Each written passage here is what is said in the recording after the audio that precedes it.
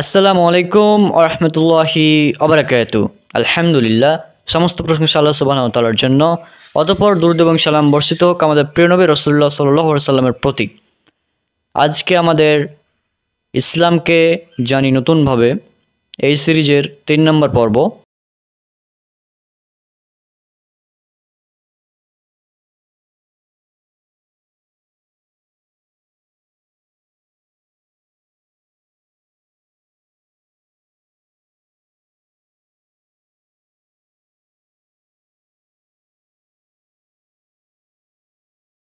এবং আজকে আমরা আলোচনা করব রাসূল সাল্লাল্লাহু আলাইহি সাল্লাম সম্পর্কে।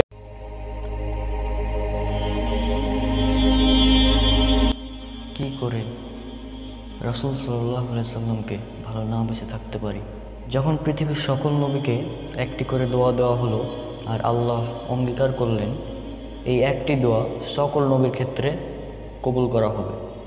পৃথিবীর সকল নবী তাদের সেই দোয়াটি তাদের পৃথিবীতে নিজস্ব কাজে লাগিয়ে ফেলেছেন। একমাত্র আখেরি নবী মুহাম্মদ সাল্লাল্লাহু আলাইহি সাল্লাম তিনি সেই দোয়াটিকে রেখে দিয়েছেন, যাতে সেই দোয়ার বদলতে তিনি তার সকল উম্মতের জন্য আল্লাহর কাছে সুপারিশ করতে পারেন। আল্লাহ রাসূল সাল্লাল্লাহু আলাইহি সাল্লামের জীবনে অনেক কষ্টকর মুহূর্ত গিয়েছে। তার চাচা আবু তালেব তিনি ইসলাম গ্রহণ করেননি। রাসূল সাল্লাল্লাহু আলাইহি সাল্লাম দিন নাই রাত নাই তার চাচাকে ইসলামের দাওয়াত দিয়েছেন, কিন্তু তার চাচা আবু তালেব জেনেও বুঝেও ইসলাম গ্রহণ করেনি। রাসূল সাল্লাল্লাহু আলাইহি সাল্লাম চাইলে পারতেন তার সেই দোয়াটিকে কাজে লাগিয়ে তার চাচার জন্য হিদায়াতের দোয়া করতে, এবং আল্লাহ সেটা কবুল করে নিতেন। রাসূল সাল্লাল্লাহু আলাইহি সাল্লাম যখন তায়েববাসীদের কাছে দাওয়াত দিতে গেলেন, তখন তায়েববাসীরা নির্মমভাবে তাকে অত্যাচার করলো। নির্মমভাবে তাকে অত্যাচার করে তাকে সেখান থেকে তাড়িয়ে দিল। কিন্তু রাসূল সাল্লাল্লাহু আলাইহি সাল্লাম চাইলে পারতেন সেই দোয়াটিকে কাজে লাগিয়ে তায়েববাসীদের সকলের জন্য হিদায়াতের দোয়া করতে, আল্লাহ সেটা কবুল করে নিতেন। কিন্তু তিনি সেটা করেননি। তিনি সেই দোয়াটি বাঁচিয়ে রেখে দিয়েছেন আমার আপনার জন্য, যাতে সেই দোয়ার বদলতে তিনি আমাদের জন্য আল্লাহর কাছে সুপারিশ করতে পারেন। রাসূল সাল্লাল্লাহু আলাইহি সাল্লাম চাইলে পারতেন তার প্রিয়তম স্ত্রী আম্মাজান খাদিজা রাদিয়াল্লাহু আনহা এর যেন দীর্ঘ হায়াত হয় সেই জন্য আল্লাহর কাছে দোয়া করতে। তিনি চাইলে পারতেন সেই দোয়াটিকে কাজে লাগিয়ে তার জীবনে যেন কোনো ধরনের দুঃখ কষ্ট না আসে সেই দোয়া করতে, কিন্তু তিনি সেটা করেননি। তিনি সেই দোয়াটি জমা রেখে দিয়েছেন কিয়ামতের দিনের জন্য। হাসরের ময়দানে তিনি সেই দোয়াটিকে কাজে লাগিয়ে আমাদের জন্য সুপারিশ করবেন। একদিন রাসূল সাল্লাল্লাহু আলাইহি সাল্লাম অঝরে কান্না করছেন। তখন সাহাবারা এসে জিজ্ঞেস করলেন, ইয়া রাসূলুল্লাহ, আপনি কেন কান্না করছেন? তখন রাসূল সাল্লাল্লাহু আলাইহি সাল্লাম বললেন, আমার ভাইদের খুব দেখতে ইচ্ছে করছে। তখন সাহাবারা বললেন, ইয়া রাসূলুল্লাহ, আমরা কি আপনার ভাই নই?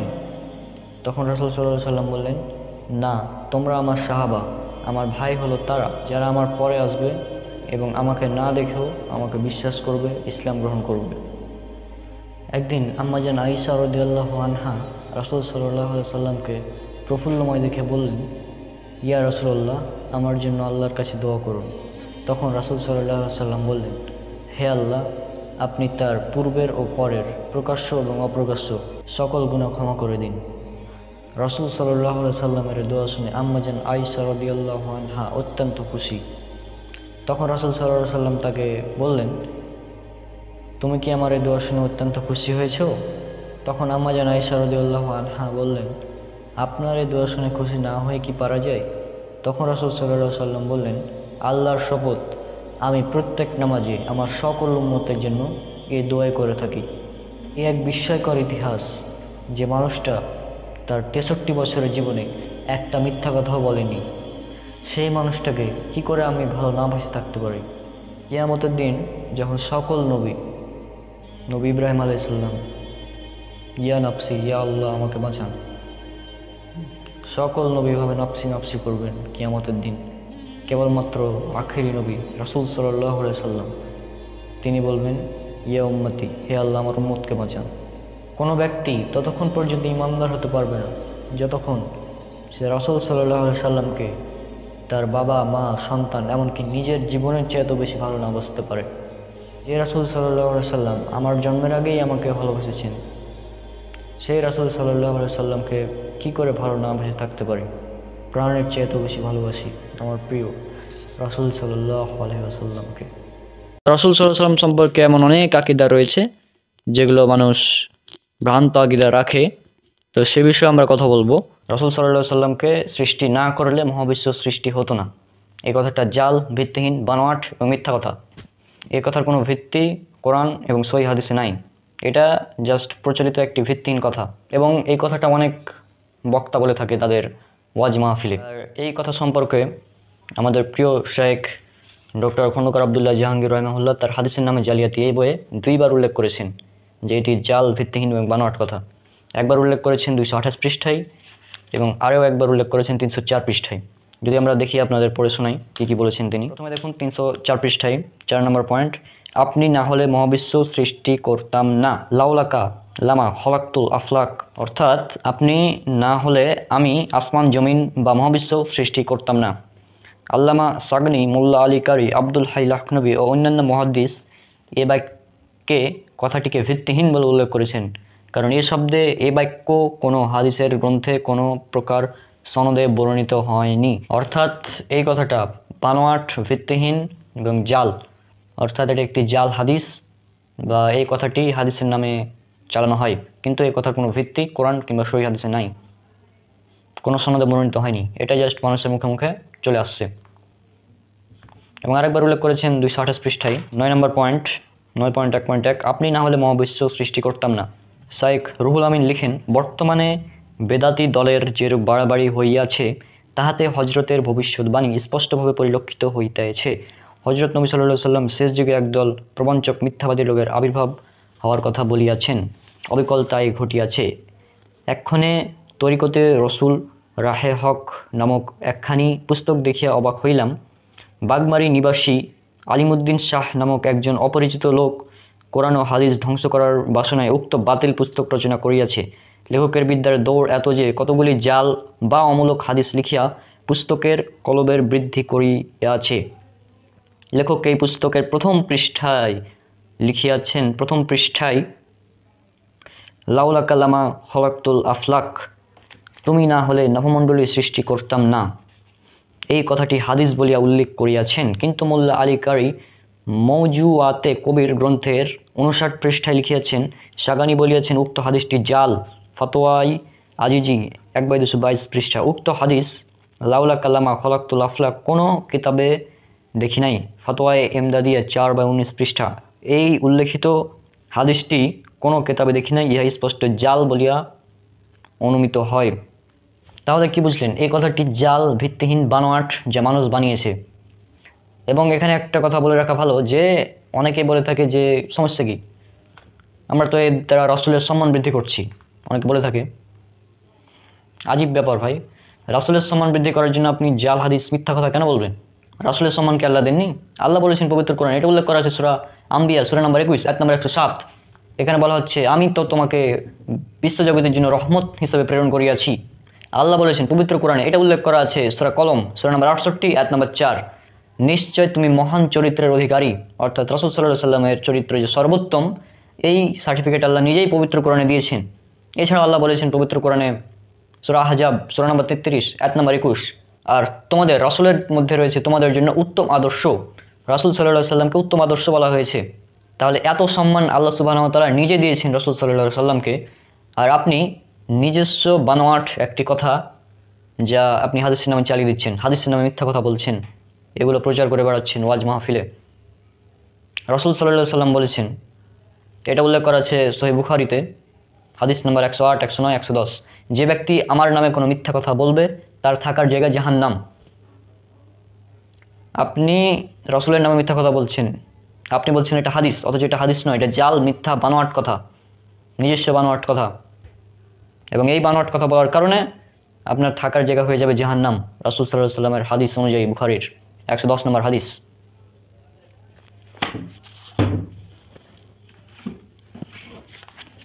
এই যে আমার কাছে সহিহুল বুখারী প্রথম খণ্ড এর 110 নম্বর হাদিস যদি আপনাদের দেখাই, 110 না 106, 7, 108, 109, এবং 110, 106, 107, 108, 109 এবং 110 নম্বর হাদিস সহিহ বুখারী প্রথম খণ্ড।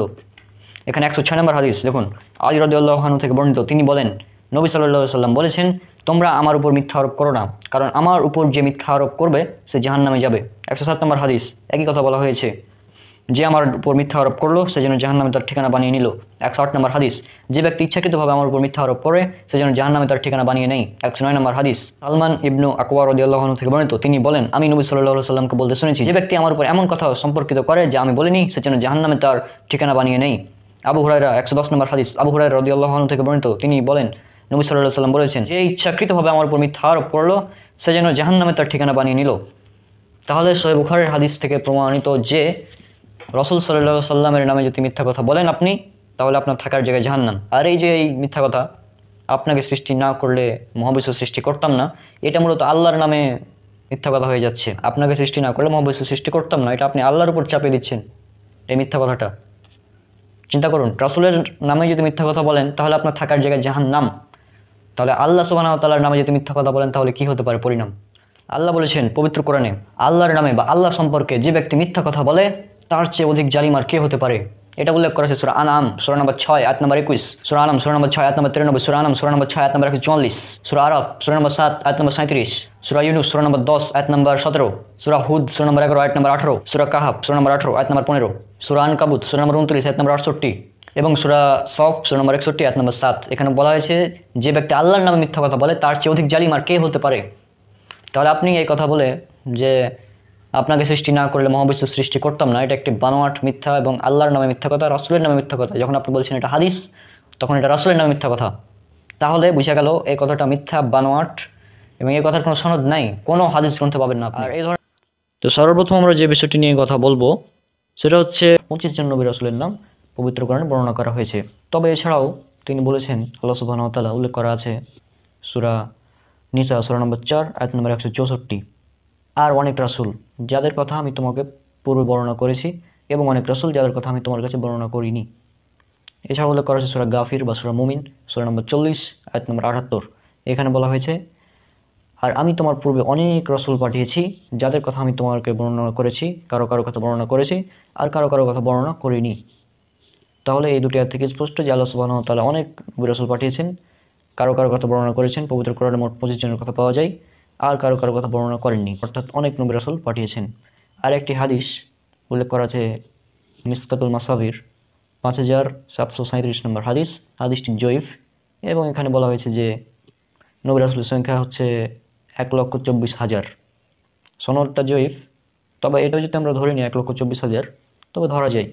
তবে এই 1,24,000 যদি আমরা ধরেও নিই তাহলে কিন্তু ইসলামের বয়স মাত্র 1400 বছর হবে না, কমপক্ষে 1,24,000 বছর হবে যদি প্রত্যেকজন নবী 1 বছর করে হায়াত পান। রাসূল সাল্লাল্লাহু আলাইহি ওয়াসাল্লাম বলেছেন, এটা উল্লেখ করা আছে সহিহুল বুখারীতে পর্ব নাম্বার 8 সালাত অধ্যায় 56 নম্বর অধ্যায় হাদিস নাম্বার 438, যে রাসূল সাল্লাল্লাহু আলাইহি ওয়াসাল্লাম বলেছেন, আমার পূর্বে যত নবী রাসূলগণ এসেছেন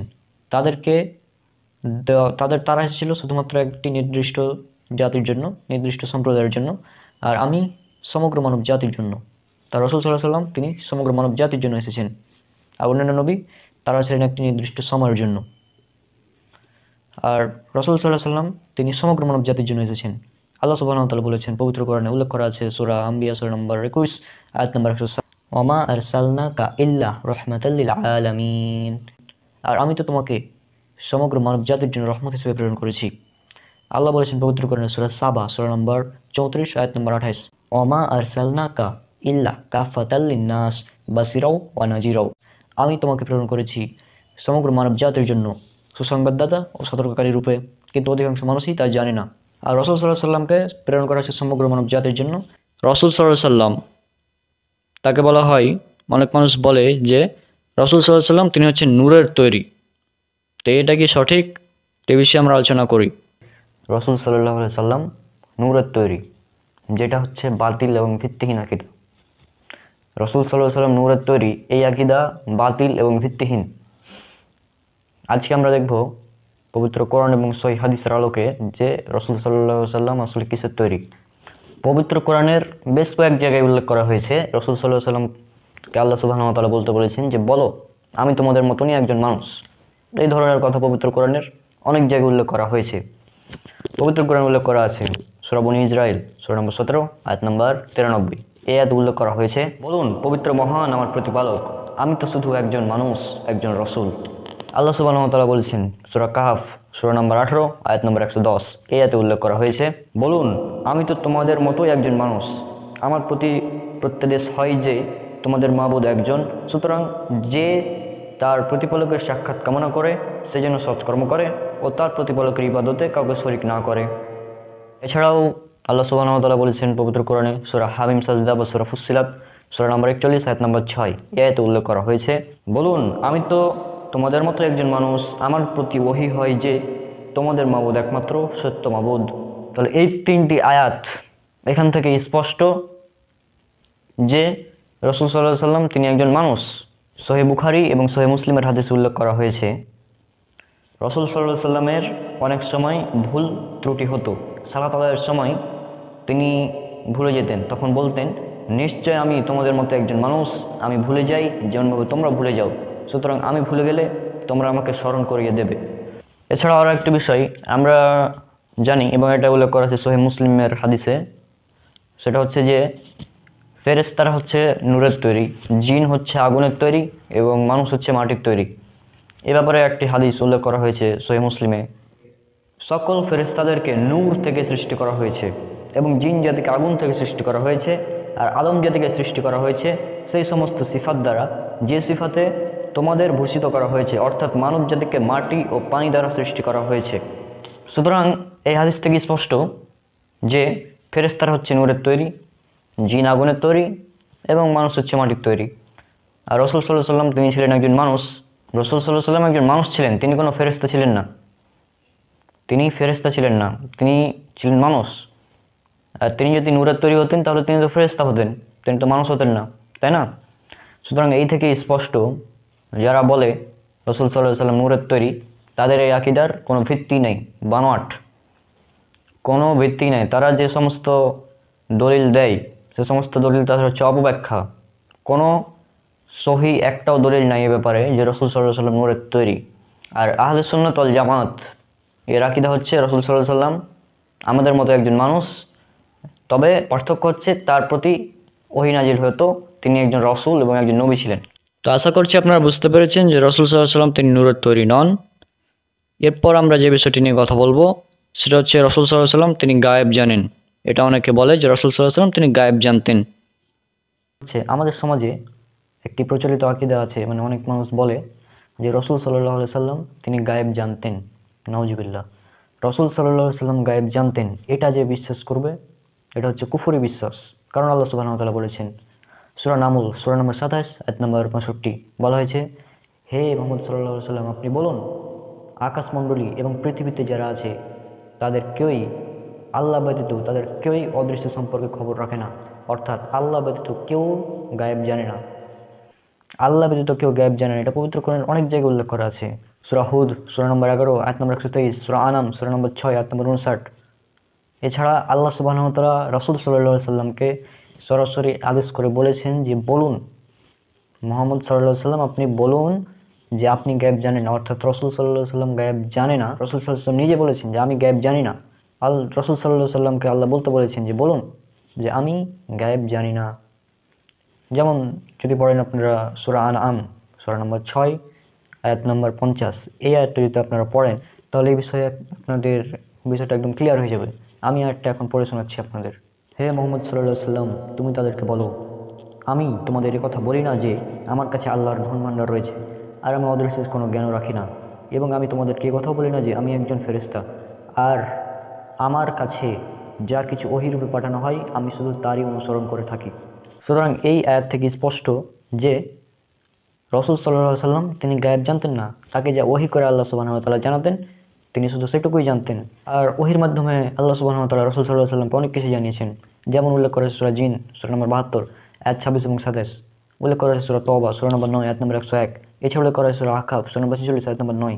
এই সমস্ত আয়াতগুলোতে অনেক এমন কথাই বলা হয়েছে যেটা আল্লাহ সুবহানাহু ওয়া তাআলা বলেছেন এগুলো অদৃশ্য জ্ঞানের অন্তর্ভুক্ত এবং আমি তোমাকে ওহীর মাধ্যমে জানাচ্ছি, এই ধরনের কথা বলা হয়েছে। যেমন একটি আয়াত আপনাদের এখানে পড়ে শোনাই। এটা উল্লেখ করা আছে সূরা জিন সূরা নম্বর 72 আয়াত 26 এবং 27। মহান আল্লাহ সুবহানাহু ওয়া তাআলা বলেছেন, তিনি অদৃশ্য জ্ঞানের অধিকারী, তিনি তার অদৃশ্য জ্ঞান কারো নিকট প্রকাশ করেন না তাঁর মনোনীত রসূল ব্যতীত। আল্লাহ তাআলা তার নবী রাসূলদেরকে যা ওহীর মাধ্যমে জানিয়েছেন তিনি তার সামনে এবং পিছনে প্রহরী নিয়োজিত করেন। এছাড়া বলা হয়েছে সূরা তওবা সূরা নম্বর 9 আয়াত নম্বর 101 এই আয়াতে উল্লেখ করা হয়েছে, এবং মদিনাবাসীদের মধ্যে হতেও কতিপয় লোক এমন মুনাফিক রয়েছে, তুমি তাদেরকে জানো না, আমি তাদেরকে জানি। এই আয়াত থেকে বোঝা যায় যে মদিনায় কিছু মুনাফিক ছিল যে সম্পর্কে রাসূল সাল্লাল্লাহু আলাইহি ওয়াসাল্লাম জানতেন না, সেটা আল্লাহ সুবহানাহু ওয়া তাআলা রাসূল সাল্লাল্লাহু আলাইহি ওয়াসাল্লামকে ওহীর মাধ্যমে জানিয়েছেন।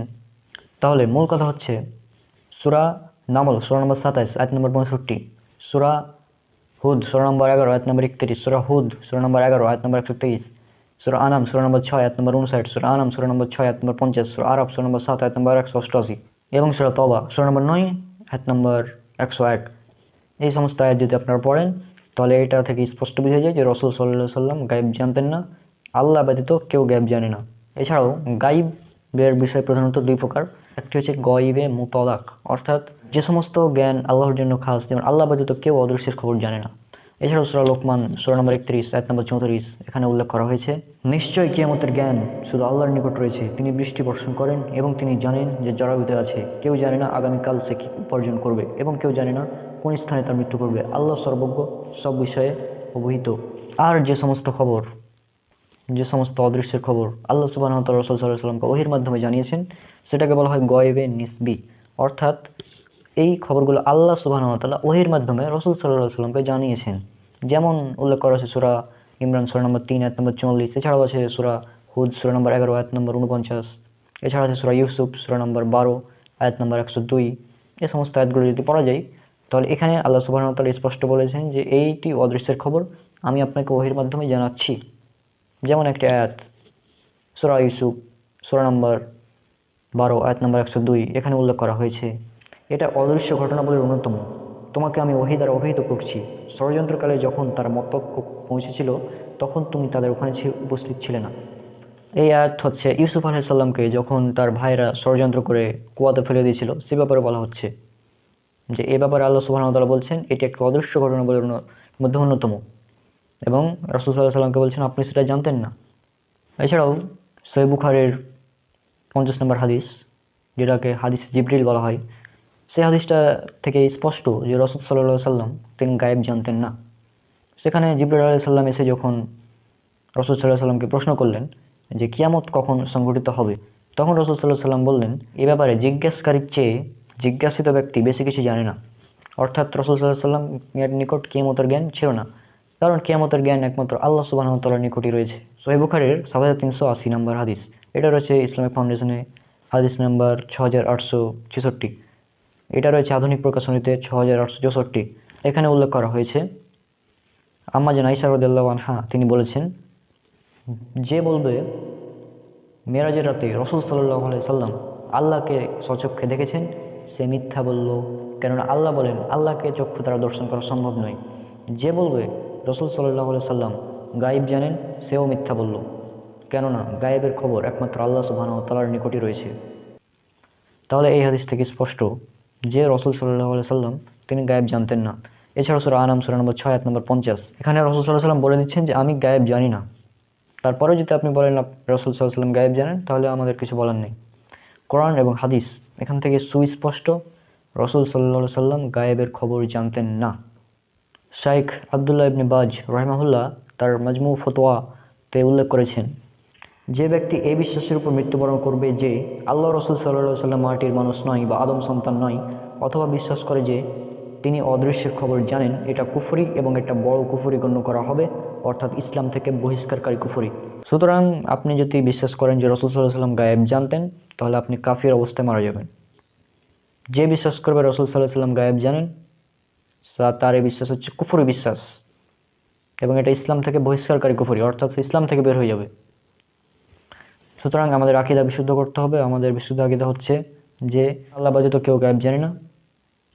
রাসূল সাল্লাল্লাহু আলাইহি সাল্লামকে যা ওহীর মাধ্যমে আল্লাহ সুবহানাহু ওয়া তাআলা জানিয়েছিলেন সেগুলো কোরআনে উল্লেখ করা আছে এবং হাদিসে উল্লেখ করা আছে, সেগুলো শুধু জানতেন।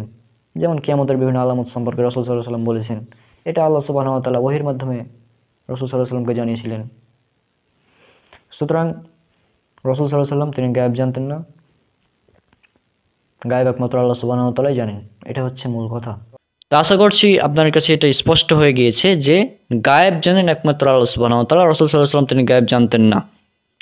এবার আমরা যে বিষয়টি নিয়ে কথা বলবো সেটা হচ্ছে রাসূল সাল্লাল্লাহু আলাইহি ওয়াসাল্লাম তিনি কি হাজির নাজির? অনেকে বলে মাহফিলের মধ্যে রাসূল সাল্লাল্লাহু আলাইহি ওয়াসাল্লাম নিজে উপস্থিত হয়েছিলেন, অর্থাৎ হাজির নাজির বলে প্রমাণ করতে চাই। এটা কি সঠিক? আমাদের সমাজের অনেক মানুষ তারা বলে থাকে যে রাসূল সাল্লাল্লাহু আলাইহি ওয়াসাল্লাম তিনি হাজির নাজির, তিনি মানে আমাদের কাছে আসেন এবং আমাদের খোঁজ খবর নেন এবং তারপর আবার ঘুরে চলে যান। এই জন্য তারা কি করে, অনেকেই আবার মিলাদ এবং কিয়াম করে। এই জন্য তারা বলে যে রাসূল সাল্লাল্লাহু আলাইহি ওয়াসাল্লাম আমাদের এখানে এসেছেন এবং আমরা তাকে দাঁড়িয়ে সালাম জানিয়েছি ইত্যাদি কথা তারা বলে থাকে। এবং তারা বলে যে রাসূল সাল্লাল্লাহু আলাইহি ওয়াসাল্লাম মৃত্যুবরণ করেননি, তিনি এখনও জীবিত। তাদের এই ধরনের বিশ্বাস রয়েছে। আজকে আমরা কোরআন এবং সুন্নাহর আলোকে জানবো যে এই বিষয়টা আসলে কেমন। প্রথম কথা হলো, আল্লাহ পবিত্র কোরআনে বলেছেন, এটা উল্লেখ করা আছে সূরা ইমরান সূরা নম্বর 3 আয়াত নম্বর 185। এছাড়াও এটা আছে সূরা আল আম্বিয়া সূরা নম্বর 21 আয়াত নম্বর 35। এছাড়াও আছে এটা সূরা আনকাবুত সূরা নম্বর 29 আয়াত নম্বর 57। এখানে বলা হয়েছে কুল্লু নাফসিন যায়িকাতুল মাউত, অর্থাৎ জীব মাত্রই মৃত্যুর স্বাদ গ্রহণ করতে হবে, অর্থাৎ প্রত্যেক জীবই মৃত্যুবরণ করবে। আর প্রত্যেক জীবের মতোই রাসূল সাল্লাল্লাহু আলাইহি সাল্লাম তিনি মৃত্যুবরণ করেছেন, যেমন আল্লাহ সুবহানাহু ওয়া তাআলা বলেছেন পবিত্র কোরআনে। এটা উল্লেখ করা আছে সূরা জুমার সূরা নম্বর 39 আয়াত নম্বর 30। এখানে বলা হয়েছে যে অবশ্যই তুমি মরণশীল এবং তারাও মরণশীল, অর্থাৎ রাসূল সাল্লাল্লাহু আলাইহি সাল্লামকে উদ্দেশ্য করে আল্লাহ বলছেন অবশ্যই তুমি মরণশীল এবং তারাও মরণশীল। আর রাসূল সাল্লাল্লাহু আলাইহি সাল্লাম যেদিন মৃত্যুবরণ করেন সেদিন এ ব্যাপারটি উমর রাদিয়াল্লাহু আনহু তিনি মানতে চাইছিলেন না। তখন আবু বকর রাদিয়াল্লাহু আনহু এসে বললেন, এটা উল্লেখ করা আছে সহিহ বুখারীতে হাদিস নাম্বার 1241। এখানে বলা হয়েছে আবু বকর রাদিয়াল্লাহু আনহু তখন এসে বললেন যে হে মানব জাতি, তোমাদের মধ্যে যারা মুহাম্মদ সাল্লাল্লাহু আলাইহি সাল্লামের ইবাদত করতে তারা জেনে রাখো যে মুহাম্মদ সাল্লাল্লাহু আলাইহি সাল্লাম মৃত্যুবরণ করেছেন। আর তোমাদের মধ্যে যারা আল্লাহর ইবাদত করো তারা জেনে রাখো যে আল্লাহ তাআলা চিরঞ্জীব, তিনি মৃত্যুবরণ করবেন না। কারণ আল্লাহ সুবহানাহু ওয়া তাআলা বলেছেন, এটা উল্লেখ করা হয়েছে সূরা আল ইমরান সূরা নম্বর 3 আয়াত নম্বর 144। বলা হয়েছে এবং মুহাম্মদ রাসূল ব্যতীত আর কিছুই নয়, নিশ্চয় তার পূর্বে রাসূলগণ বিগত হয়েছে, অনন্তর যদি তার মৃত্যু হয় অথবা তিনি নিহত হন তবে কি তোমরা পশ্চাৎপদে ফিরে যাবে? এবং যে কেউ পশ্চাৎপদে ফিরে যায় তাতে সে আল্লাহর কোণে অনিষ্ট করে না এবং আল্লাহ কৃতজ্ঞগণকে অচিরেই পুরস্কার দান করবেন। এছাড়াও আল্লাহ সুবহানাহু ওয়া তাআলা বলেছেন, এটা উল্লেখ করা আছে সূরা আল আম্বিয়া সূরা নম্বর 21 আয়াত নম্বর 34। বলা হয়েছে আমি তোমার পূর্বেও কোনো মানুষকে অনন্ত জীবন দান করিনি, সুতরাং তোমার মৃত্যু হলে তারা কি চিরজীবী হয়ে থাকবে? সুতরাং এখান থেকে স্পষ্ট হয় যে রাসূল সাল্লাল্লাহু আলাইহি সাল্লাম তিনি মৃত্যুবরণ করেছেন। যদি সূরা মুমিনুন সূরা নম্বর 23 আয়াত 99 এবং 100 পড়েন তাহলে বুঝতে পারবেন যে মানুষ মারা যাবার পর আর ফিরে আসতে পারে না দুনিয়াতে, অর্থাৎ মানুষ মারা যাওয়ার পর দুনিয়ার কোনো কিছুই তার সাথে সম্পর্ক থাকে না, তিনি কোনো দুনিয়ার কোনো খবর রাখতে পারেন না। যেমন একটা লক্ষ্য করুন একটু, যখন তাদের কারো মৃত্যু উপস্থিত হয় তখন সে বলে, হে আমার প্রতিপালক, আমাকে পুনরায় ফেরত পাঠান যাতে আমি সৎকর্ম করতে পারি যা আমি পূর্বে করিনি। না, এটা কখনোই হবার নয়, এটা তার একটি উক্তি মাত্র, তাদের সামনে বারজাক থাকবে কিয়ামত দিবস পর্যন্ত। এছাড়াও উল্লেখ করা আছে পবিত্র কোরআনে, এটা উল্লেখ করা আছে সূরা মুমিনুন সূরা নম্বর 23 আয়াত 15 এবং 16। এখানে বলা হয়েছে অবশ্যই তোমাদের সামনে মৃত্যু উপস্থিত হবে এবং অবশ্যই কিয়ামত দিবসে তোমাদের পুনরুত্থিত করা হবে। সুতরাং এ থেকে স্পষ্ট যে মানুষ মারা যাবার পর তার দুনিয়ার সাথে কোনো কানেকশান থাকে না, সে দুনিয়াতে এসে হাজির হতে পারে না। সুতরাং এটা স্পষ্ট যে যারা বলে যে রাসূল সাল্লাল্লাহু আলাইহি সাল্লাম পৃথিবীতে আসেন, তাদের সাথে সাক্ষাৎ করেন, বা অনেকে আবার আছে রাসূল সাল্লাল্লাহু আলাইহি সাল্লামকে উদ্দেশ্য করে সালামও দেয়, ইয়া নবী সালাম আলাইকা বলে, এই ধরনের কথা বলে, আবার দাঁড়িয়ে কিয়ামও করে। যেমন শেখ আব্দুল্লাহ বিন বাজ তিনি বলেছেন, শেখ আব্দুল্লাহ বিন বাজ রাহিমাহুল্লাহ বলেন, মিলাদ সমর্থক লোকদের মধ্যে কিছু লোক এমন ধারণা করে যে রাসূল সাল্লাল্লাহু আলাইহি সাল্লাম স্বয়ং মিলাদের মাহফিলে হাজির হন এবং সেজন্য তারা রাসূল সাল্লাল্লাহু আলাইহি সাল্লামের সম্মানে তাকে অভ্যর্থনা জানিয়ে উঠে দাঁড়িয়ে অর্থাৎ কিয়াম করে সালাম জানায়, যেমন ইয়া নবী সালাম আলাইকা বলে তারা সালাম জানায়। এটাই হলো সবচাইতে চরম মূর্খতা ও ভিত্তিহীন কর্ম কেননা রসুল সাল্লাল্লাহু সাল্লাম কিয়ামতের পূর্বে কবর থেকে বাইরে আসতে পারেন না কোনো মানুষের সাথে মিলিত হতে কিংবা তাদের মজলিসে যোগদান করতে। তিনি কিয়ামত পর্যন্ত কবরেই থাকবেন এবং তার পবিত্র রূহ তার প্রতিপালকের নিকট মহাসম্মানিত ইল্লিয়িনে থাকবে। যেমন সূরা মুমিনুনে এ সম্পর্কে ইরশাদ করা হয়েছে, অতঃপর তোমরা অবশ্যই মৃত্যুমুখে পতিত হবে, অতঃপর তোমরা কিয়ামত দিবসে অবশ্যই পুনরুত্থিত হবে। সূরা মুমিনুন সূরা আল-নম্বর 23 আয়াত 15 এবং 16। বিশিষ্ট একজন হানাফি বিদ্বান ইবনু নাজিম রাহিমাহুল্লাহ তিনি বলেছেন, যে ব্যক্তি এই বিশ্বাস করে বলবে যে বুজুর্গ ব্যক্তিদের আত্মাসমূহ তাদের মৃত্যুর পরে হাজির হয় এবং গায়েব জানে, ওই ব্যক্তি কাফের। সুতরাং আজকের আলোচনা থেকে এটা স্পষ্ট যে রসুল সাল্লাল্লাহু আলাইহি সাল্লাম তিনি হাজির নাজির নন, অর্থাৎ তিনি কখনোই মৃত্যুর পরে আবার দুনিয়াতে ফিরে এসে হাজির হতে পারেন না। এমনকি কোনো মৃত মানুষ মৃত্যুর পরে আবার দুনিয়ার কোনো মানুষের সাথে সাক্ষাৎ করতে পারেন না। যে ব্যক্তি এর বিশ্বাস করবে যে রসুল সাল্লাল্লাহু আলাইহি সাল্লাম হাজির নাজির, সে ব্যক্তি কাফির। আজকের পুরো আলোচনা থেকে এটা স্পষ্ট। তো আশা করছি আপনারা এই বিষয়টিও স্পষ্টভাবে জানতে পেরেছেন যে রসুল সাল্লাল্লাহু আলাইহি সাল্লাম তিনি হাজির নাজিরও নন। তো এবার আমরা যে বিষয়টি নিয়ে কথা বলবো এটা একটু লম্বা হবে। সেটা হচ্ছে যে রাসূল সাল্লাল্লাহু আলাইহি সাল্লাম তিনি কি 40 বছর বয়সের আগে নবী ছিলেন নাকি ছিলেন না, এই বিষয়টি নিয়ে আমরা এখন কথা বলবো। ধৈর্য সহকারে আলোচনাটি শুনতে থাকুন। বুঝতে পারছেন যে রাসূল সাল্লাল্লাহু আলাইহি সাল্লাম তার 40 বছর বয়সে নবুয়ত পেয়েছেন, তো এর আগে তিনি নবী ছিলেন কি ছিলেন না, এটা নিয়ে আমরা দেখছি আমাদের ডিজে বয় তাহেরি এবং আমাদের শায়েখ আহমদুল্লাহ হাফিজাহুল্লাহ তাদের মধ্যে একটি চলছে আর কি, আপনারা বুঝতে পারছেন বিতর্ক। তো তাহেরি কিছুদিন আগে সে দাবি করলো যে আহমদুল্লাহকে আমি 12 ঘন্টার টাইম দিলাম, এর মধ্যে যেখানে ইচ্ছা সেখানে বসতে চাই, অনলাইন হোক অফলাইন হোক, এই বিষয়ে সে ডিবেট করতে চাই। তা আমি বলি যে এই আমাদের আলেমদের সাথে ডিবেট করার আগে আমাদের জেনারেলদের বুকের উপর দিয়ে যেতে হবে। হ্যাঁ, যদি এই বিষয়ে তুমি ডিবেট করতেই চাও, এতই যদি ডিবেট করার শখ থাকে, তো আমাদের মতো যারা জেনারেল ছাত্র আছে তাদের সাথে আসো যদি দম থাকে। তো যেহেতু এটি একটি খুবই গুরুত্বপূর্ণ বিষয় আর এখানে অনেক জনতা আছে, তারা বিভ্রান্ত হচ্ছে। আসলে তারা জানতে চাচ্ছে যে সঠিক কোনটা, আসলে কি নবী সাল্লাল্লাহু আলাইহি সাল্লাম তিনি 40 বছর বয়সের আগে নবী ছিলেন না নাকি ছিলেন, এটা নিয়ে অনেকে বিভ্রান্ত হয়ে যাচ্ছে। হ্যাঁ, আর তাহেরি তো ডিজে বয় তো বুঝতে পারছেন কেমন। হ্যাঁ, তা আমি বলি যে এই তাহেরি একে রোস্ট করা হবে ভিডিওর শেষের দিকে, আপনারা মনোনিষ্ঠ করে দেখতে থাকুন, তাহলে বুঝতে পারবেন ইনশাল্লাহ। আমি কিছু কথা বলবো তার ব্যাপারে, হ্যাঁ, আর আহমদুল্লাহ শায়েখের ব্যাপারেও কিছু কথা বলবো। তো আপনারা ধৈর্য ধরে ভিডিওটা দেখুন, ইনশাল্লাহ বুঝতে পারবেন যে রাসূল সাল্লাল্লাহু আলাইহি সাল্লাম তিনি 40 বছর বয়সের আগে নবী ছিলেন নাকি ছিলেন না, একদম ক্লিয়ার করে দেবো এই ভিডিওর মাধ্যমে।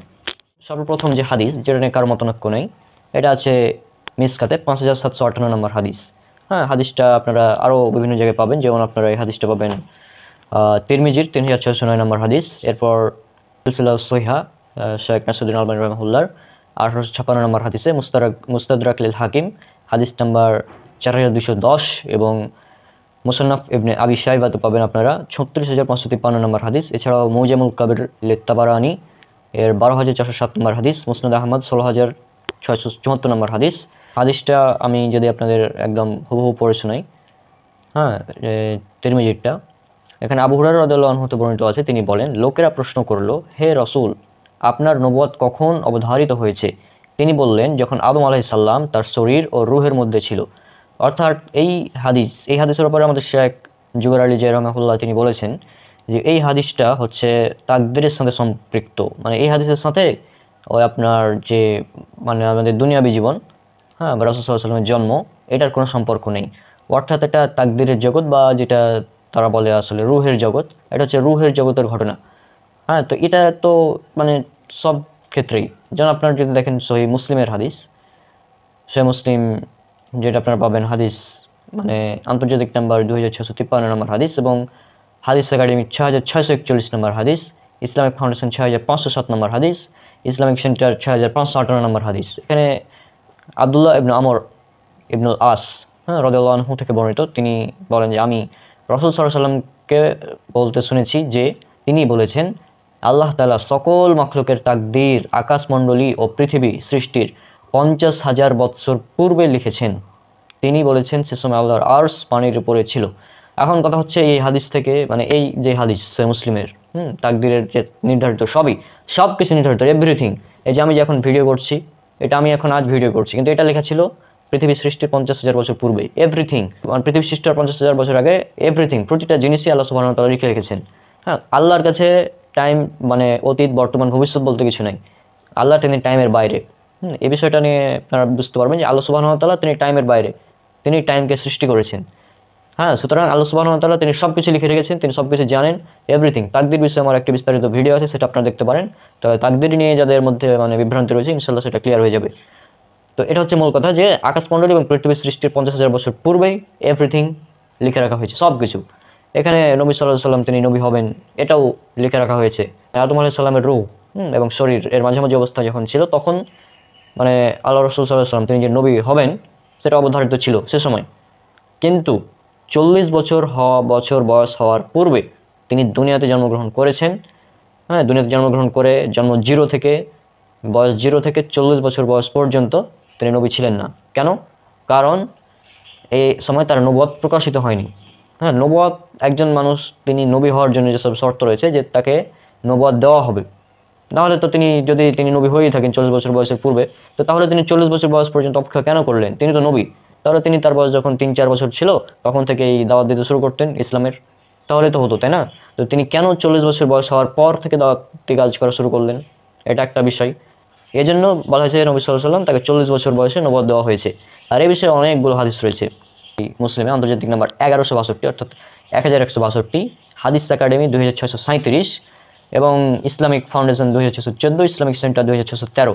হাদিসটিতে বলা হচ্ছে, সোমবারের সম্পর্কে রাসূলুল্লাহ সাল্লাল্লাহু আলাইহি ওয়াসাল্লামকে জিজ্ঞাসা করা হলো, তো তিনি বললেন, আমি এই দিন জন্ম লাভ করেছি এবং এই দিনই আমি নবুয়ত প্রাপ্ত হয়েছি বা আমার উপর কোরআন নাজিল করা হয়েছে। অর্থাৎ এই হাদিসে রাসূল সাল্লাল্লাহু আলাইহি ওয়াসাল্লাম স্পষ্টভাবে বলছেন যে সোমবারের দিন তাকে নবুয়ত দেওয়া হয়েছে। হ্যাঁ, এটা একটা স্পষ্ট হাদিস গেল। তাহলে এই এখন পর্যন্ত যে আলোচনাটা করলাম, এই অংশ থেকে একদম স্পষ্ট যে রাসূল সাল্লাল্লাহু আলাইহি ওয়াসাল্লাম তিনি নবী হবেন এটা তাকদীর আগে থেকেই লিপিবদ্ধ ছিল। তবে তার নবুয়ত প্রকাশিত এটা হয়েছে কখন? 40 বছর বয়সে। এরপর যদি আরও কিছু হাদিস দেখাই, যেমন আপনারা পাবেন সহিহ বুখারী হাদিস নাম্বার 3547। এখানে বলা হচ্ছে, 40 বছর বয়সে তার উপর ওহী নাজিল শুরু হওয়ায় প্রথম 10 বছর মক্কা অবস্থানকালে ওহী যথারীতি নাজিল হতে থাকে। অতঃপর 10 বছর মদিনায় কাটান। অতঃপর তার মৃত্যুর সময় তার মাথা ও দাড়িতে 20টি সাদা চুলও ছিল না। বুখারীর হাদিস, এখান থেকে স্পষ্ট যে রাসূল সাল্লাল্লাহু আলাইহি ওয়াসাল্লাম তাকে নবুয়ত দেওয়া হয় 40 বছর বয়সে। এছাড়াও আর একটি হাদিস যদি দেখেন সহিহ বুখারী হাদিস নাম্বার 3902, এখানে বলা হচ্ছে যে ইবনে আব্বাস রাদিয়াল্লাহু আনহু থেকে বর্ণিত, তিনি বলেন রাসূলুল্লাহ সাল্লাল্লাহু আলাইহি ওয়াসাল্লামকে নবুয়ত দেওয়া হয় 40 বছর বয়সে। অতঃপর তিনি 13 বছর মক্কায় কাটান। এ সময় তার প্রতি ওহী নাজিল হচ্ছিল। তারপর হিজরতের নির্দেশ পান এবং হিজরতের পর 10 বছর কাটান, আর তিনি 63 বছর বয়সে মারা যান। এখান থেকে স্পষ্ট যে রাসূল সাল্লাল্লাহু আলাইহি ওয়াসাল্লামকে 40 বছর বয়সে নবুয়ত দেওয়া হয়েছে। তিনি 13 বছর মক্কায় কাটিয়েছেন, নবুয়তের পর 13 বছর মক্কায় কাটিয়েছেন, তারপর 10 বছর মদিনায় কাটিয়েছেন। এটা থেকে স্পষ্ট কি রাসূল সাল্লাল্লাহু আলাইহি ওয়াসাল্লামকে 40 বছর বয়সে নবুয়ত দেওয়া হয়েছিল। আর এটা যারা হাদিস অস্বীকারী তাদের জন্য আমি কিছুক্ষণ পরে আসছি। হ্যাঁ, কোরআন থেকে প্রমাণ করবো যে রাসূল সাল্লাল্লাহু আলাইহি ওয়াসাল্লাম তাকে 40 বছর বয়সে নবুয়ত দেওয়া হয়েছিল এবং তিনি 63 বছর জীবিত থাকবেন, এটা পবিত্র কোরআনে বলা হয়েছিল। এটা আমি কিছুক্ষণ পর বলছি হাদিস অস্বীকারীদের জন্য, ওয়েট।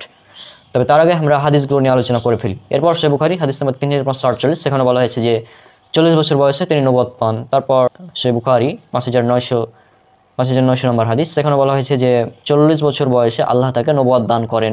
পর জামিয়াত তিরমিজি হাদিস নাম্বার 3621, এখানে বলা হচ্ছে যে ইবনে আব্বাস রাদিয়াল্লাহু আনহু বর্ণিত, তিনি বলেন রাসূলুল্লাহ সাল্লাল্লাহু আলাইহি ওয়াসাল্লামের উপর 40 বছর বয়সে ওহী অবতীর্ণ হয়। অতঃপর তিনি মক্কায় 13 বছর ও মদিনায় 10 বছর বসবাস করেন এবং যখন তিনি মৃত্যুবরণ করেন সে সময় তার বয়স ছিল 63 বছর। এরপর আনাস ইবনে মালিক রাদিয়াল্লাহু আনহু থেকে বর্ণিত আরেকটি হাদিস রয়েছে, এটা রয়েছে জামিয়াত তিরমিজি 3623 নম্বর হাদিস। আল্লাহ তাআলা 40 বছর বয়সে তাকে নবুয়ত দান করেন। তারপর আরেকটি হাদিস যেটা আল-লুলু ওয়াল মারজানে পাবেন 1514 নম্বর হাদিস, সেখানে উল্লেখ করা আছে যে রাবিয়াহ ইবনু আবু আব্দুর রহমান রাহিমাহুল্লাহ থেকে বর্ণিত, তিনি বলেন আমি আনাস ইবনে মালিককে নবী সাল্লাল্লাহু আলাইহি ওয়াসাল্লামের বর্ণনা দিতে শুনেছি, 40 বছর বয়সে তার উপর ওহী নাজিল হওয়া শুরু হয়। এরপর আরেকটি হাদিস সহিহ মুসলিমের হাদিস, আন্তর্জাতিক নাম্বার 2277, হাদিস academy number 5833, Islamic foundation number 5740 এবং ইসলামিক সেন্টার নাম্বার 5771। এখানে স্পষ্টভাবে রাসূল সাল্লাল্লাহু আলাইহি ওয়াসাল্লাম তিনি বলে দিয়েছেন। হাদিসটিতে বলা হচ্ছে জাবির ইবনে সামুরা রাদিয়াল্লাহু আনহু বর্ণিত, তিনি বলেন রাসূলুল্লাহ সাল্লাল্লাহু আলাইহি ওয়াসাল্লাম বলেছেন আমি মক্কায় একটি পাথরকে জানি যে আমার নবীরূপে প্রেরিত হওয়ার আগেও আমাকে সালাম করত, আমি এখনও তাকে সন্দেহাতীতভাবে চিনতে পারি। এই হাদিস স্পষ্টভাবে প্রমাণ করে যে রাসূল সাল্লাল্লাহু আলাইহি ওয়াসাল্লাম তিনি 40 বছর বয়সের পূর্বে তার জন্মর 0 থেকে 40 বছর বয়স হওয়ার পূর্ব পর্যন্ত তিনি নবী ছিলেন না। তিনি নিজেই বলছেন যে আমি নবী রূপে হওয়ার নবী রূপে প্রেরিত হওয়ার আগে তাকে সালাম করতো, মানে তিনি যখন নবী ছিলেন না তখন তাকে সালাম করতো। এটা একদম স্পষ্ট কথা ভাই। এরপরেও যদি আপনি বলেন যে না রাসূলুল্লাহ সাল্লাল্লাহু আলাইহি ওয়াসাল্লাম জন্মের শুরু থেকে নবী ছিলেন, তো তিনি যদি জন্মের শুরু থেকে নবী ছিলেন তো জন্মের শুরু থেকে তিনি দাওয়াত দিলেন না কেন? তিনি কেন 40 বছর বয়স পর্যন্ত অপেক্ষা করলেন? আজীব ব্যাপার। এখানে একটু অ্যান্টিভেনাম জবাব নিয়ে নেন। এটা হচ্ছে যে পৃথিবী সৃষ্টির 50,000 বছর পূর্বে থেকে সব নির্ধারিত, অর্থাৎ কে আপনার স্ত্রী হবে সেটা নির্ধারিত। এখন মনে করেন আপনি 2020 সালের আজকে 15ই মে, তো 2020 সালের 15ই মে আপনি একটি মেয়েকে বিয়ে করলেন, দিয়ে বললেন যে দেখো যদিও আমি তোমাকে আজকে বিয়ে করলাম কিন্তু আসলে তুমি আমার স্ত্রী ছিলা পৃথিবী সৃষ্টির 50,000 বছর পূর্ব থেকে, তখনই নির্ধারিত ছিল। তো সুতরাং বিয়ের পরে তোমার সাথে সহবাস করলে যে আমার নেকি হতো, তো বিয়ের পূর্বেও যদি আমি করতাম তো তাহলে আমার কোনো গুনাহ হতো না, পাপ হতো না। কেন? কারণ তুমি তো আগে থেকে আমার স্ত্রী ছিলা। এটা আজীব ব্যাপার হয়ে যাবে, তাই না? আপনি বিয়ে না করে আপনি বলছেন যে যেহেতু তাকদিরে লেখাই ছিল যে তুমি আমার বউ হবা, তো তোমার সাথে যদি আমি বিয়ের আগেও যদি সহবাস করতাম তাহলে সেটা কোনো গুনার কাজ হতো না। এমনটা বিষয়টা হয়ে যাচ্ছে, তাই না? আর হিসাবে তাই যদি আপনি বলেন ওই রুহের জগতের হাদিসকে নিয়ে এনে যদি বলেন যে রাসূল সাল্লাল্লাহু আলাইহি ওয়াসাল্লাম 40 বছর বয়সের পূর্বে তিনি নবী ছিলেন, হ্যাঁ, মানে সে রুহের জগৎ অনুযায়ী তো এটা সব নির্ধারিত রে ভাই। পৃথিবী সৃষ্টির 50,000 বছর পূর্বে, হ্যাঁ, আল্লাহ সুবহানাহু ওয়া তাআলা সব কিছু তাকদীর লিখে রেখেছেন এবং রুহের জগতে কে কে নবী হবেন সেটা অবধারিত করেছেন, এবং নবী সাল্লাল্লাহু আলাইহি ওয়াসাল্লাম তিনি যে নবী হবেন সেটা রুহের জগতেই নির্ধারিত ছিল। এর সাথে দুনিয়াবী জীবনের কোনো সম্পর্ক নেই। দুনিয়াবী জীবনে তিনি 0 থেকে 40 বছর বয়স পর্যন্ত সাধারণ মানুষ ছিলেন। তারপর তিনি 40 বছর বয়সের যখন উপনীত হন তারপর তিনি নবুয়ত প্রাপ্ত হয়েছেন, তারপর তিনি নবী হয়েছেন। এখন আপনি যদি বলেন যে না তিনি জন্মর শুরু থেকেই তিনি নবী ছিলেন, জন্ম থেকে 40 বছর হওয়ার আগেও তিনি নবী ছিলেন, তাহলে তিনি দাওয়াত দিলেন না কেন? তিনি তাহলে দাওয়াত দিলেন না কেন? ইসলামের 40 বছর হওয়া পর্যন্ত অপেক্ষা করলেন কেন? হ্যাঁ, তারপর আমি যেটা বললাম উদাহরণ হিসেবে যে আপনি আজকে বিয়ে করলেন অথচ আপনি বলছেন যে তুমি যে আমার স্ত্রী হবা এটা আসলে পৃথিবী সৃষ্টির 50,000 বছর আগে থেকেই লেখা ছিল। তো তোমার সাথে যদি আমি এই বিয়ের আগেও যদি শারীরিক সম্পর্ক করতাম তাহলে এটা পাপ বলে গণ্য হতো না, কারণ তাকদীর তো লেখাই ছিল যে তুমি আমার স্ত্রী হবা, তাই না? তো এই কথা যদি আপনি নিয়ে আসেন তো এই দিয়ে অনেক কিছু বলা যায়। আবার কিছু কিছু কেউ কেউ বলে যে নবুয়ত মানে নবী হওয়ার জন্য কি নবুয়ত শর্ত, অর্থাৎ নবুয়ত না পেলে কি নবী হয় না, এরকম একজন প্রশ্ন করেছিল মানে গতকাল। তো প্রশ্নটা আপনি যেন এমন আমাকে করছেন যে বিয়ে না করলে কি মেয়েরা বউ হয় না, বা বিয়ে না করলে কি ছেলেরা স্বামী হয় না, হ্যাঁ, বা বিয়ে না করলে কি মেয়েরা মা হয় না, বা বিয়ে না করলে কি ছেলেরা বাবা হয় না। বিষয়টা যেন আপনি এমনভাবে প্রশ্ন করছেন, আজীব ব্যাপার, হাস্যকর বিষয়। হ্যাঁ, তাকদীরে সব কিছু লেখা ছিল 40 বছর মানে পৃথিবীর সৃষ্টি হওয়ার 50,000 বছর আগেই সব কিছু লেখা ছিল, এবং এটাও লেখা ছিল যে 40 বছর বয়সে রাসূল সাল্লাল্লাহু আলাইহি ওয়াসাল্লামকে নবুয়ত দেওয়া হবে। এই এতগুলো বিষয় যখন স্পষ্ট তারপরে এটা নিয়ে কেন মানে করা হচ্ছে আমি বুঝতে পারছি না, আজীব ব্যাপার। আর রাসূল সাল্লাল্লাহু আলাইহি ওয়াসাল্লাম তিনি নিজেই বলছেন যে আমি মক্কার একটি পাথরকে চিনি যে আমার নবী রূপে প্রেরিত হওয়ার আগেও আমাকে সালাম করতো, মানে যখন আমি নবী ছিলাম না তখনও সে আমাকে সালাম করতো। তো তিনি তো এখানে স্পষ্টভাবে বলেই দিচ্ছেন, যেখানে রাসূল সাল্লাল্লাহু আলাইহি ওয়াসাল্লাম নিজে বলছেন যে আমি যখন নবী ছিলাম না তখন আমাকে পাথর আমাকে সালাম করতো, সেখানে আপনি কে এই যে তাকে মানে 40 বছর বয়সের আগে যে তিনি নবী ছিলেন এটা প্রমাণ করার, আজীব ব্যাপার। এখন এই বিষয় নিয়ে যদি ডিবেট করতে চান তো আসেন আমাদের সাথে, নো প্রবলেম, আমরা প্রস্তুত। আচ্ছা এবার আসুন, এবার একটি যারা হাদিসকে অস্বীকার করে, আর হাদিস অস্বীকারীরা নিঃসন্দেহে কাফের, এতে কোনো সন্দেহ নাই। হ্যাঁ, একদম নিঃসন্দেহে হাদিস যারা অস্বীকার করে তারা কাফের, স্পষ্ট, এতে কোনো সন্দেহ নাই। এখন এখানে মূল কথা হচ্ছে যে তারা যেহেতু হাদিসকে মানে না, তারা বলে কোরআন থেকে দেখাতে হবে, কোরআন থেকে দেখাও যে নবী সাল্লাল্লাহু আলাইহি ওয়াসাল্লামকে 40 বছর বয়সে নবুয়ত দেওয়া হয়েছিল। তো কোরআনে এমন স্পষ্টভাবে কোনো আয়াত নেই যে আল্লাহ সুবহানাহু ওয়া তাআলা বলছেন যে আমি তোমাকে 40 বছর বয়সে নবুয়ত দিয়েছি, এভাবে স্পষ্ট কোনো আয়াত পবিত্র কোরআনে নেই। তবে তবে পবিত্র কোরআনকে যদি আমরা গাণিতিকভাবে ব্যাখ্যা করি তাহলে এই 40 বছর বয়সে তিনি যে নবী হবেন, হ্যাঁ, তাই তিনি যে পৃথিবীতে 63 বছর বয়স পর্যন্ত জীবিত থাকবেন এটা আমরা উল্লেখ করতে পারি। এবং এ বিষয়ে আমার একটা আলোচনা ছিল কোরআনের মোরান সায়েন্সে, যে রাসূল সাল্লাল্লাহু আলাইহি ওয়াসাল্লাম 63 বছর জীবিত থাকবেন এ বিষয়ে বিস্তারিত আলোচনা একটা ছিল, তবে আমি সেটা ডিলিট করেছি, কারণ এই বিষয়গুলোকে আসলে অনেকে অ্যাকসেপ্ট করতে পারে না, কারণ এই কোরআনকে গাণিতিকভাবে ব্যাখ্যা করা এগুলো আসলে উচিত না। তারপরেও যেহেতু তারা হাদিস অস্বীকারী তাদের জন্য এটা করছি, যে সেটা হচ্ছে আল্লাহ সুবহানাহু ওয়া তাআলা পবিত্র কোরআনে 3 জায়গায় রাসূল সাল্লাল্লাহু আলাইহি ওয়াসাল্লাম মৃত্যুবরণ করবেন, রাসূল সাল্লাল্লাহু আলাইহি ওয়াসাল্লামকে বলে দিয়েছেন যে আপনি মৃত্যুবরণ করবেন, মানে মৃত্যুর কথা স্মরণ করে দিয়েছেন 3টি আয়াতে। প্রথম আয়াত সেটা হচ্ছে পবিত্র কোরআন সূরা ইউনূস সূরা নাম্বার 10 আয়াত নম্বর 43, দ্বিতীয় আয়াত সূরা রদ সূরা নাম্বার 13 আয়াত নম্বর 40, 3 নম্বর আয়াত সূরা নাম্বার 40 বা সূরা মুমিন বা সূরা গাফির সূরা নাম্বার 40 আয়াত নম্বর 77। আর এখানে আর একটি গুরুত্বপূর্ণ বিষয় দেখুন, সেটা হচ্ছে যে পবিত্র কোরআনের একটি সূরা আছে, সূরার নাম হচ্ছে সূরা মুহাম্মদ, সূরা নম্বর 47, এর আয়াত সংখ্যা 38টি। তো এখানে বেশ কিছু পয়েন্ট আপনাদের লক্ষ্য রাখতে হবে যে সূরা মুহাম্মদ এই সূরার আয়াত সংখ্যা হচ্ছে 38টি। পয়েন্ট নাম্বার 2, রাসূল সাল্লাল্লাহু আলাইহি ওয়াসাল্লামকে নবুয়ত দেওয়া হয় 40 বছর বয়সে। পয়েন্ট নাম্বার 3, এবং তার মাক্কি জীবন 13 বছর এবং মাদানী জীবন 10 বছর, যেটা আমরা হাদিস থেকে একটু আগে দেখলাম। হ্যাঁ, তো এখন এই বিষয়গুলো আপনারা লক্ষ্য করুন। রাসূল সাল্লাল্লাহু আলাইহি ওয়াসাল্লামকে যে 3টি আয়াতে মৃত্যুর কথা স্মরণ করে দেওয়া হয়েছিল, সেই 3টি আয়াতের মানে সেই 3টি সূরা নাম্বারগুলো যদি যুক্ত করেন, যেমন সূরা ইউনূস 10 নম্বর সূরা 10 যোগ সূরা রদ 13 নম্বর সূরা 13 যোগ 40 সূরা গাফির মানে সূরা গাফির বা মুমিন সূরা নম্বর 40, তাহলে 40 যোগ 13 যোগ 10 সমান 63। এই 63 বছর স্পষ্টভাবে বলা যাচ্ছে যে রাসূল সাল্লাল্লাহু আলাইহি ওয়াসাল্লাম 63 বছর জীবিত থাকবেন, যদি আমরা এবার ব্যাখ্যা করি তাহলে। হ্যাঁ, আর এই 40 কি, 40 হচ্ছে রাসূল সাল্লাল্লাহু আলাইহি ওয়াসাল্লামকে যখন নবুয়ত দেওয়া হয়েছিল। তারপর 13 নম্বর সূরা 40 নম্বর আয়াত, মানে এখানে বলা হচ্ছে 40 নম্বর আয়াতে কিন্তু বলা হচ্ছে তার মৃত্যুর কথা। হ্যাঁ, এখান থেকে স্পষ্ট যে আমরা দুইটা 40 পেয়ে গেলাম, 40 তাকে 40 বছর বয়সে নবুয়ত দেওয়া হবে। আর 13 বছর বয়সে তিনি 13 বছর পর্যন্ত মক্কায় অবস্থান করবেন। আরও একটা পয়েন্ট, তিনি যেটা সূরা 10 নম্বর সূরা ইউনূস, 10 নম্বর সূরা ইউনূস, হ্যাঁ 10 বছর তিনি মদিনায় থাকবেন। আর এখানে আমরা যদি এখন এই 3টের আয়াত সংখ্যা যোগ করি, সেটা হচ্ছে 77 যোগ 40 যোগ 46 সমান 163। এই 163টা হচ্ছে আমাদের যে মৌলিক সংখ্যা আছে, মৌলিক সংখ্যা, এই মৌলিক সংখ্যাগুলোর ঠিক 38তম সংখ্যা হচ্ছে 163। তাহলে এখানে ওই সূরা মুহাম্মাদের একটি কানেকশন আমরা পাচ্ছি। হ্যাঁ, এরপর যদি আমরা আরেকটি বিষয় দেখি, যে হচ্ছে সূরা আহজাব সূরা নম্বর 33 আয়াত নম্বর 40, এখানে যে বলা হচ্ছে যে মুহাম্মদ তোমাদের কোনো পুরুষের পিতা নয়, তবে আল্লাহর রাসূল ও সর্বশেষ নবী, আর আল্লাহ সকল বিষয়ে সর্বজ্ঞ।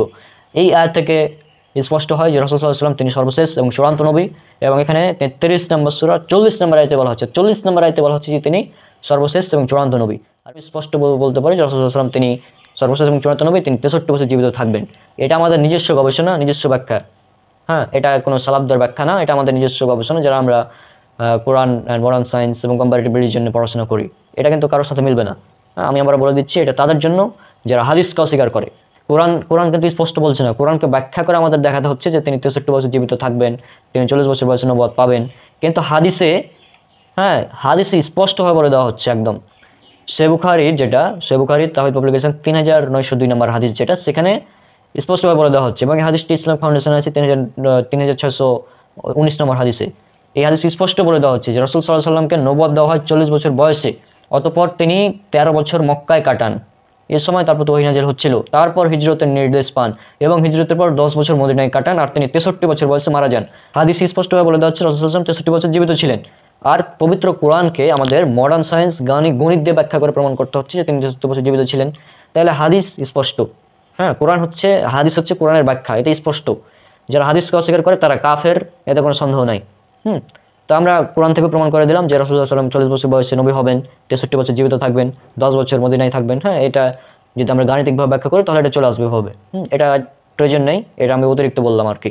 তো আশা করছি এই বিষয়টা আপনাদের নিকটে একদম স্পষ্ট, একদম ক্লিয়ার যে রাসূল সাল্লাল্লাহু আলাইহি ওয়াসাল্লাম তিনি নবী হবেন, তিনি 40 বছর বয়সে নবুয়ত পাবেন। এই সব কিছু লিপিবদ্ধ ছিল তাকদীরে, রূহের জগতে স্পষ্ট।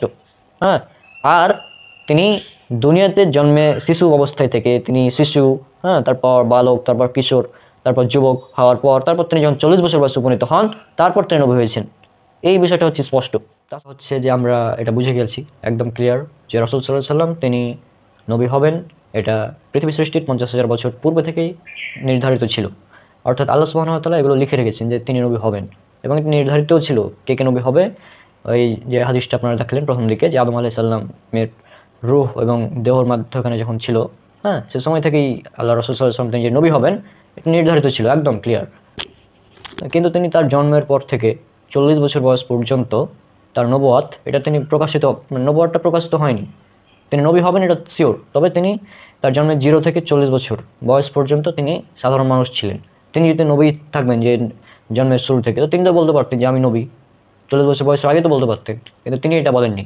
যেখানে রাসূল সাল্লাল্লাহু আলাইহি ওয়াসাল্লাম তিনি নিজে বলছেন সহিহ মুসলিমের 2277 নম্বর হাদিসে, যেটা হাদিস একাডেমির 5833 নম্বর হাদিস এবং ইসলামিক ফাউন্ডেশন 5740, এটা আমি বললাম যে রাসূল সাল্লাল্লাহু আলাইহি ওয়াসাল্লাম তিনি বলছেন যে আমি মক্কায় এমন একটি পাথরকে চিনি বা এমন একটি পাথর সম্পর্কে আমি জানি যে আমার নবী রূপে প্রেরিত হওয়ার আগেও আমাকে সালাম করত, আমি এখনও তাকে সন্দেহাতীতভাবে চিনতে পারি। তো রাসূল সাল্লাল্লাহু আলাইহি ওয়াসাল্লাম তিনি নিজেই বলছেন যে ওই পাথরটা আমাকে সালাম করতো যখন আমি নবী ছিলাম না।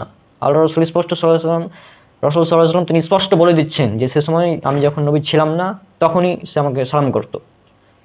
তো এখানে স্পষ্ট, যেখানে রাসূল সাল্লাল্লাহু আলাইহি ওয়াসাল্লাম নিজে বলে দিচ্ছেন সেখানে আমি আপনি কে এটা নিয়ে বাড়াবাড়ি করার। আর ডিজে বয় তাহেরি সে শেখ আহমদুল্লাহকে চ্যালেঞ্জ দিয়েছে এই বিষয়ে ডিবেট করার জন্য। আজীব ব্যাপার, শেখ আহমদুল্লাহর কাজ কাম নাই যে তোমার মতো ডিজে বয়ের সাথে সে ডিবেট করবে। হ্যাঁ, কাজ কাম নাই ওনার নাকি? ও তোমার মতো এই উল্টাপাল্টা জিকির করে নাকি? হ্যাঁ, হু হা হু এগুলো করে তোমার মতো ডিজে গান, কেল্লা বাবা, তারপর আরও কী কী আছে, হ্যাঁ এগুলো করে। এখন অনেকে বলতে পারেন যে রণক ভাই আপনি তাহেরিকে ডিজে বয় কেন বলছেন বারবার? তো আপনি নিজে একবার সার্চ করুন, ইউটিউবে চলে যান, ডিজে তাহেরি লিখুন, দেখুন আর কতগুলো ডিজে গান চলে আসে। হ্যাঁ, আমার জানা মতে একমাত্র তাহেরি ব্যতীত অন্য কোনো যে ইসলামিক বক্তার আমি যদি ধরি, অন্য কোনো ইসলামিক বক্তার ভিডিওকে নিয়ে ডিজে গান বানানো হয়েছে এরকম দ্বিতীয় আমি কাউকে পাইনি। আর যদিও হয়ে থাকে তো ওর মতো যেগুলো আছে সেগুলোর। হ্যাঁ, তো ডিজে তাহেরি লিখলেই আপনি দেখতে পাবেন তার কতগুলো ডিজে গান রয়েছে। মানে কি একটা অবস্থা। হ্যাঁ, তো যার ভিডিওকে মানুষ মানে বিনোদন হিসাবে নেই, ডিজে গান হিসাবে নেই, ও আবার চ্যালেঞ্জ করছে একজন ভালো আলেমকে। শেখ আহমদুল্লাহ সহিহ আকীদার আলেম, আলহামদুলিল্লাহ। কিন্তু এখানে আর একটা বিষয় কথা আছে, সেটা হচ্ছে যে কিছু নামধারী সালাফি আছে, তারা নিজেকে সালাফি দাবি করে, নামের সাথে সালাফিও যুক্ত করার এক সময়। তো আসলে তারা বলে তারা সালাফি, কিন্তু অ্যাকচুয়ালি তাদের মধ্যে সালাফদের আকীদাও নাই, মানহাজও নাই, আদর্শ কোনো কিচ্ছু নাই, এটাই বাস্তব। হ্যাঁ, তারা আসলে বলছে কি, মানে কিছুদিন আগে একটা পোস্ট দেখলাম, আজকে দেখলাম একটা পোস্ট, যে পোস্ট আপনার স্ক্রিনে দেখুন, যে তাহেরি এবং আহমদুল্লাহ দুজনই নাকি আহলে হাদিস বিদ্বেষী, দুজন একই। হ্যাঁ, তাদের নিয়ে আমাদের মাথা খারাপ করার দরকার নেই, তারা নাকি একই। আজীব ব্যাপার। তাহেরি আহলে হাদিস বিদ্বেষী, এটা ঠিক আছে, তবে শেখ আহমদুল্লাহ আহলে হাদিস বিদ্বেষী এটা কখন, মানে তিনি কখন বললেন যে আহলে হাদিসরা পথভ্রষ্ট? কখন? আজীব ব্যাপার। শেখ আহমদুল্লাহ হানাফি মাযহাবের অনুসারী, তিনি নিজেকে হানাফি পরিচয় দেন, তিনি দেওবন্দি পরিচয় দেন, এবং তার বেশ কিছু ভিডিও আছে তিনি বলেছেন আমি দেওবন্দি। তবে তার আকীদা মানহাজ তিনি সালাফি, আহলে হাদিস, মানে তিনি সালাফদের আকীদা এবং মানহাজ ফলো করেন। তিনি বলে দিয়েছেন যে আমার আকীদার রেফারেন্স বুক আকীদাতুত তাহাবী। তিনি বলেছেন যে আল্লাহ সুবহানাহু ওয়া তাআলা তিনি তার আরশের উপর রয়েছেন। এই স্পষ্ট এগুলো তার ভিডিওতে আপনারা দেখতে পাবেন। তো শেখ আহমদুল্লাহ তিনি সহিহ আকীদার মানুষ, তাকে আপনি যদি বলেন পথভ্রষ্ট, তো এটা আপনার ব্যর্থতা। আসলে জাহেল যারা, তারা আলেমকে চিনতে পারে না, এরাই হ্যাঁ এই নামধারী সালাফি, এরাই ডক্টর জাকির নায়েক স্যারকে পথভ্রষ্ট ট্যাগ দিয়েছে। এরাই আমাদের শেখ ডক্টর খন্দকার আব্দুল্লাহ জাহাঙ্গীর রাহিমাহুল্লাহ তাকে পথভ্রষ্ট ট্যাগ দিয়েছে, আহলে হাদিস বিদ্বেষী ট্যাগ দিয়েছে। আজীব ব্যাপার। মানে এরা না জানে, মানে এদের মধ্যে কোনো পড়াশোনাও নাই, মানে কিছুই নাই। তাহেরি এক প্রকারের ভণ্ড, এরা আরও দ্বিতীয় প্রকারের ভণ্ড। সালাফি নামধারী একটা, মানে এরা সালাফি মানহাজকে প্রশ্নবিদ্ধ করছে, এরা সালাফির নাম নিয়ে একটা নিজস্ব দল তৈরি করে নিয়েছে আলাদা। এরা বলে কোরআনের মধ্যে নাকি কোনো বিজ্ঞান নাই। হ্যাঁ, কোরআনের মধ্যে থেকে বিজ্ঞান বের করা কুফরি। আজীব ব্যাপার। মানে কি একটা অবস্থা। মানে হ্যাঁ, তো এদের ব্যাপারে আর না বলি, যাই হোক, এরাও পথভ্রষ্ট, এদের থেকে দূরে থাকা উচিত। এরা সালাফি যতই নামধারী হোক, হ্যাঁ যতই বলুক যে আমরা সালাফি, সালাফদের মানহাজের এদের মধ্যে নাই, চ্যালেঞ্জ করলাম, নাই। সালাফদের আদর্শ, আকীদা, মানহাজ কোনোটাই নেই এদের মধ্যে। হ্যাঁ, তারপর শেখ আহমদুল্লাহ শেখের ব্যাপারে তো বললাম, তিনি সহিহ আকীদার মানুষ, তিনি মাসলাক বা হানাফি মাযহাব ফলো করেন, এটা সত্য কথা। এখন মূল পয়েন্টে আসি, সেটা হচ্ছে যে ডিজে বয় তাহেরি যেহেতু সে চ্যালেঞ্জ করে দিয়েছে, তো আমাদের শেখ মীর মোহাম্মদ হোসেন শাফি হাফিজাহুল্লাহ তিনি আপনার চ্যালেঞ্জকে অ্যাকসেপ্ট করেছেন। যদি বুকে দম থাকে তো আমাদের শেখের সাথে ডিবেট করো। হ্যাঁ, ডিবেট অর্থাৎ মীর মোহাম্মদ হোসেন সাহেবী তিনি চ্যালেঞ্জ করেছেন আপনাকে, তার চ্যালেঞ্জ অ্যাকসেপ্ট করেছেন, যে কোনো বিষয়ে ডিবেট করতে চান করেন, নো প্রবলেম। কারণ তিনি ডিবেট যারা বাহাস তারা করে, হ্যাঁ তারা এটা করতে পারবে। তো শেখ আহমদুল্লাহ শেখের কাজ কাম নাই যে তোমার মতো একজন ডিজে বয়ের সাথে মানে ডিবেট করতে যাবে। একটি মানে সিম্পল যে বিষয়টা রাসূল সাল্লাল্লাহু আলাইহি ওয়াসাল্লাম নিজেই ক্লিয়ার করে গিয়েছেন, ওই বিষয়টা নিয়ে নাকি ডিবেট করতে হবে। আজীব ব্যাপার। অবশ্যই যাদের আকীদা হচ্ছে জাল হাদিসের উপর ভিত্তি করে, যারা বলে যে রাসূল সাল্লাল্লাহু আলাইহি ওয়াসাল্লামকে সৃষ্টি না করলে মহাবিশ্বের সৃষ্টি হতো না, যারা বলে আল্লাহ সুবহানাহু ওয়া তাআলা সর্বপ্রথম নবী সাল্লাল্লাহু আলাইহি ওয়াসাল্লামের নূর সৃষ্টি করেছেন, হ্যাঁ তাদের থেকে আর কি আশা করা যায়? যাদের আকীদার ভিত্তি হচ্ছে বানোয়াট, মিথ্যা, জাল হাদিস, তাদের থেকে কি আশা করা যায়? যাদের আকীদা আর হিন্দুদের আকীদার মধ্যে কোনো পার্থক্য খুঁজে পাওয়া যায় না, তাদের সাথে আবার কি, মানে আজীব ব্যাপার। হিন্দুরা বলে ঈশ্বর সর্বত্র বিরাজমান, এরাও বলে আল্লাহ সর্বত্র বিরাজমান। হিন্দুরা বলে ঈশ্বর নিরাকার, এরাও বলে আল্লাহ নিরাকার। একটি বিষয় অ্যাড করি, সেটা হচ্ছে যেহেতু বিষয়টা আপনারা বুঝতে পেরেছেন অলরেডি ক্লিয়ার এই বিষয়টা যে রাসূল সাল্লাল্লাহু আলাইহি ওয়াসাল্লাম তিনি নবী হবেন এটা লিপিবদ্ধ ছিল তাকদিরে। ওই তাকদিরের লিপিবদ্ধ থাকা আর পৃথিবীর সিস্টেম এটার মধ্যে অনেক পার্থক্য আছে, বুঝতে হবে বিষয়টা। হ্যাঁ, রাসূল সাল্লাল্লাহু আলাইহি ওয়াসাল্লাম তিনি যদি জন্মের শুরু থেকেই নবী থাকেন, তো তিনি তো জন্মের থেকে তার বয়স যখন 10-12 ছিল তখন থেকে দাওয়াত দিতে পারতেন, তখন থেকেই বলতেন যে আমি নবী, আল্লাহ আমাদেরকে নবী করে পাঠিয়েছেন, এটা বললেই তো হয়ে যায়। কিন্তু এটা না বলে তিনি কেন বারবার বলছেন যে আমাকে 40 বছর বয়সে নবুয়ত দেওয়া হয়েছে?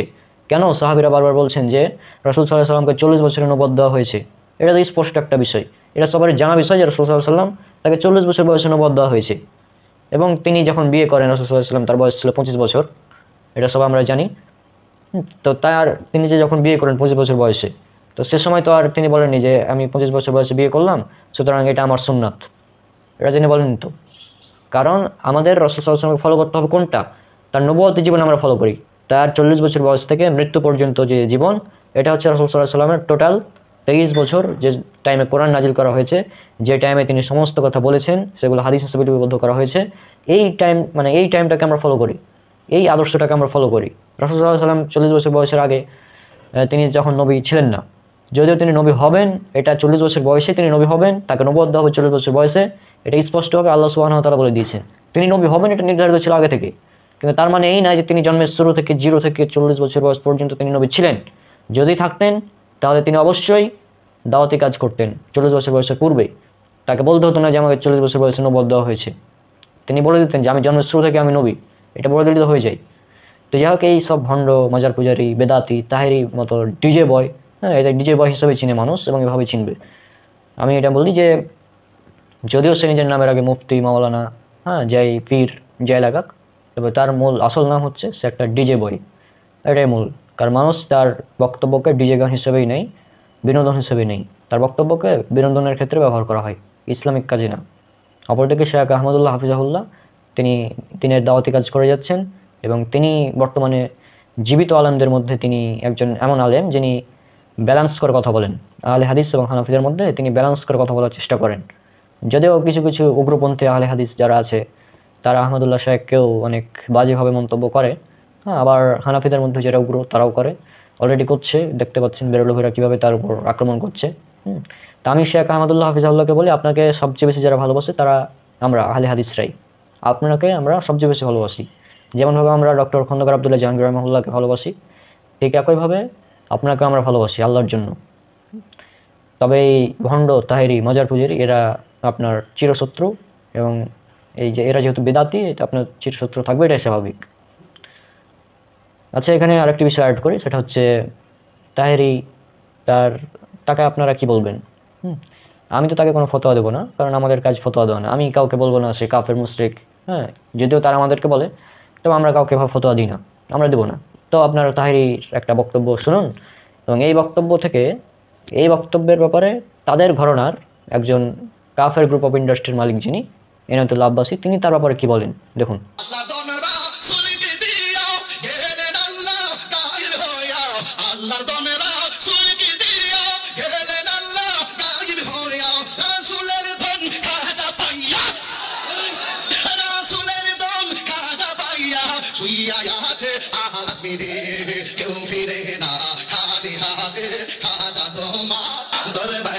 তো তাহেরি যে এখানে বললেন যে কি যেন একটা বললেন, যাই হোক আল্লাহ নাকি গায়েব হয়ে গেছে নাউজুবিল্লাহ, যাই হোক এভাবে একটা কথা বললেন। তো এই বক্তব্যের কারণে তাহেরি মুসলিম আছে নাকি মুশরিক হয়ে গিয়েছে, একটু ফতোয়া দিন তো আমাদের কাফের গ্রুপ অফ ইন্ডাস্ট্রির মালিক এনায়েতুল্লাহ আব্বাসী সাহেব। জি, আপনি আপনার ফতোয়াটা দিন। এসব বাজারি ভণ্ড বক্তারা মানুষকে মুশরিক বানায়, কাফের বানায়, বেদাতি বানায়। সুনামগঞ্জের মাটিতে তাদের জায়গা দিবেন না, জুতা পেটা করে বহিষ্কার করবেন এইসব মাজার পূজারী মুশরিক বক্তাদেরকে। তো আপনারা শুনলেন, দুজনের বক্তব্য শুনলেন, আপনারা বুঝে গিয়েছেন তাহেরির অবস্থা কেমন। আচ্ছা, তাহেরি আর একটা বক্তব্য বলেছিল, সে নাকি মানে খাজা বাবা নাকি গান গেয়েছিল।